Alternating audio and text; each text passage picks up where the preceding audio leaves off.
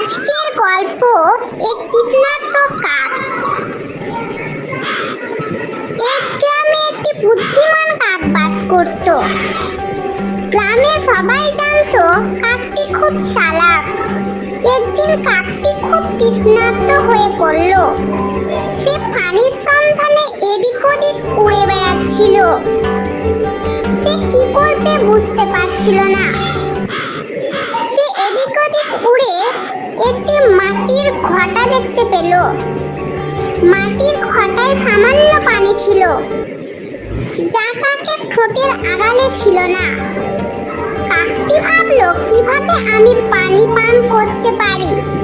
সে আশপাশে নুড়ি খুঁজতে লাগলো এবং নুড়িগুলো সে মাটির ঘটায় ফেলতে লাগলো। সে অনেক নুড়ি বালি বয়ে নিয়ে আসলো। তারপরে সে মাটির ঘটায় ফেলতে লাগলো। মাটির ঘটায় ফেলতে ফেলতে পানি উপরে উঠতে লাগলো। তারপরে কাকটি ধীরে ধীরে পানি পান করলো।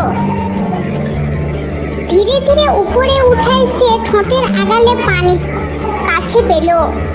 কাকটি পানি পান করলো ও তার তৃষ্ণা মিটল। তারপরে কাকটি নিজ সন্ধানে আকাশে উড়ে গেল।